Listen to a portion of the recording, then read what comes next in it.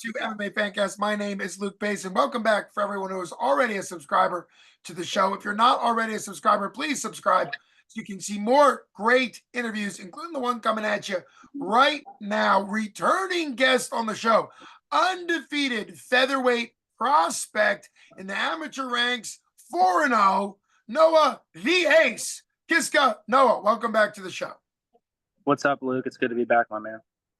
I really appreciate it. We got a couple big things. The main big reason you're on the show is because you have a fight against another undefeated up-and-coming featherweight for 247 Fighting Championships. Brawl in the Burgh, 21 and a half. Their noon card on June 29th at the Monroeville Convention Center. And it's super, that matchup is super, super exciting. Before we get to that, you train out of Powerhouse Gym. You're there now. I appreciate you. You've clearly just worked out. So let's jump into it. What was your training like today, and what's it been like to keep this streak going? How are things with you? And as far as training at Powerhouse, what does that gym mean to you? Walk us through that. Nothing really different. It's kind of an everyday thing. This is what we do down here. We train hard and we get after it. As far as training today, we have 4 dudes that are fighting on Stellar this weekend. So right now it's kind of just about them, their weight, getting them the drilling, the stuff that they need to do to get ready to fight this weekend. So it's not about me 100% yet, but and it's not about me whenever we fight at 247. We have Raiden and Zoe on there too, but definitely a little bit more focused on us after this weekend. Well, that makes perfect sense to have 3 people, 3 fighters. I've already had Raiden on the show. I would love to get Zoe on. That is fantastic. You're 4-0. What do you think's been clicking as far as your wins go? And it's really about the wins are great, but it's about your development. You've won by decision, submission. What do you think you've been learning in MMA as far as developing along? I think definitely the biggest reason for my success is my gym. I have the best people possible around me. I have Chris Bauer, a legend, a world-class grappling coach, and I work closely with him every day. So it's always good to see the new shit he's dropping on us. And his son Colin, a huge help to me. Obviously, the best blue belt in the world, grappling wise. So to have him to work with every single day is huge for my career. And then Coach Rob, he's a Hall of Famer. So the biggest reason for my success is for sure my gym, and then on top of it, the sacrifice I put into it. I sacrifice a lot for this sport.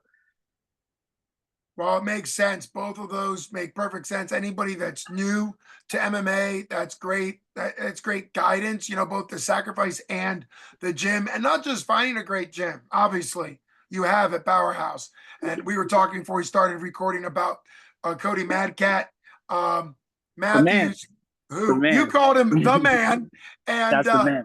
And I agree, he's a great guy. And he had the knockout, like the knockout of the year a couple years ago, I think, like last year for 247, a great knockout. So obviously, I've had Raiden on a couple times now, so very, very exciting. But it's not just about finding a great gym. It's also like what you said. It's about committing to what the coaches and the other athletes in the gym need. That connection to the gym matters a whole lot. Let's jump into this specific fight. 4-0 versus 7-0 at the amateur level basically is super rare. This is something that 247 likes. A couple years ago, they had an undefeated 135-pound champ, Cam the Mallrat Allgaier, who was 6-0.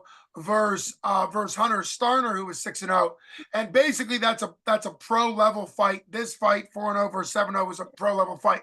Why say yes to this fight, and what makes you kind of on board with 2 undefeated? A whole lot of undefeated amateurs avoid fighting, like, let's say, the tough guys. That's why I'm always so proud of Hunter Starner and Cam Mallrat Allgaier for putting that fight together years ago. Hunter Starner, who then became the champ, he defeated Cam. It was a great fight.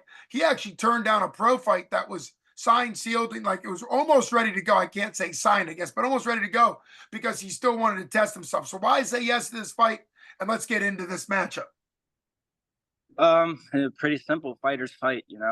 This is what we do, and I think if you're really about it, you shouldn't be saying no to anyone. whether, it's someone that, pops up or it's the top prospect. So, fighters fight, man, and it's amateurs, our whole process is to learn and everything. And it's also a big win for me, I think this fight is one that in 10 years, 15 years, when I'm done with my career, I'll look back on and say, this is a fight that really catapulted my career.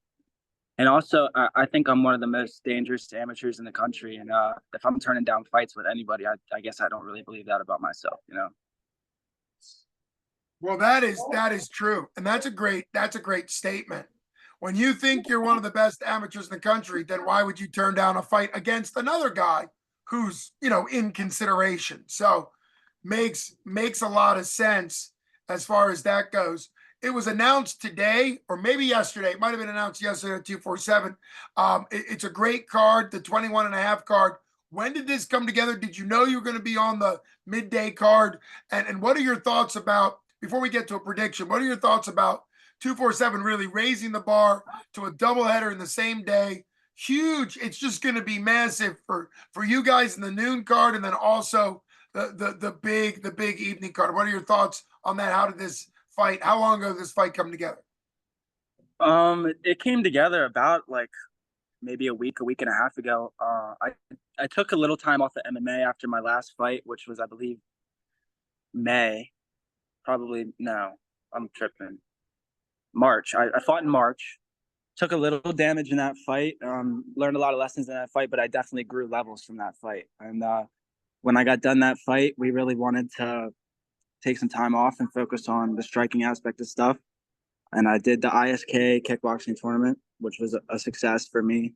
Definitely grew a lot from that. And then I didn't take a lot of damage from that tournament, and I had 3 fights. So, when I came back, we were like, let's try to get in as soon as possible. The next card after this one that I would have been able to get on was in August, and that's a lot of time to sit out, especially whenever I'm trying to, go pro soon. I'm trying to, really start trying to make a living off of the sport. So it came across my coach. We had a pretty tough time getting a fight. I'm not gonna lie, and for a good reason, I guess. But this matchup popped up. My coach, he doesn't even ask me about the matchups anymore.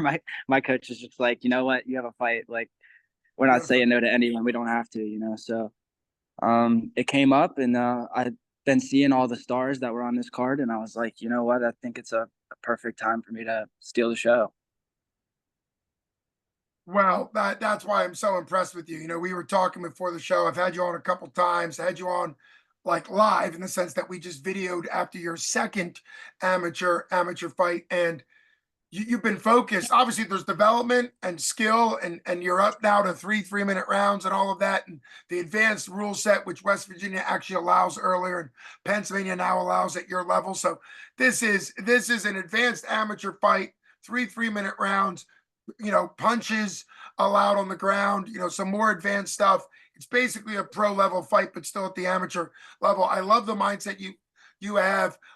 It's cool. I think it's fine. I try never to take an opinion. I think it's fine when fighters can sometimes be a little picky. It's not my preference, but I understand fighters got to make those decisions.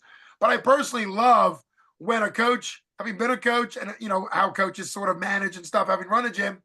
I love how you're the type of fighter where the coach just says, "Hey, I got this. We're good. We're in." And then he tells you, "Hey, you're fighting this day against this guy." I think that's a great mindset. We know at the pro level, Dana White has said that at the top level, like that's really how you get ahead, is being willing to always be ready, always get ready to go. Do you want to give a prediction against Gabe? What is your thoughts on this specific matchup?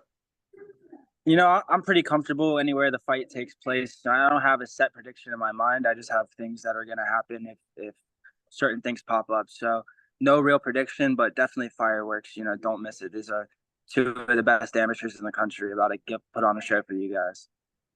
It really is, and I think that is this whole card is stacked. Both cards are stacked on the same day. I really encourage people to get in-person tickets from 247fighting.com to come see it. You can download the app 247 Live in order to get the pay-per-view. Give Noah the Ace Kiszka, credit for that when you're coming to support him. I can't wait to see it. This card is absolutely stacked, but you are not underselling.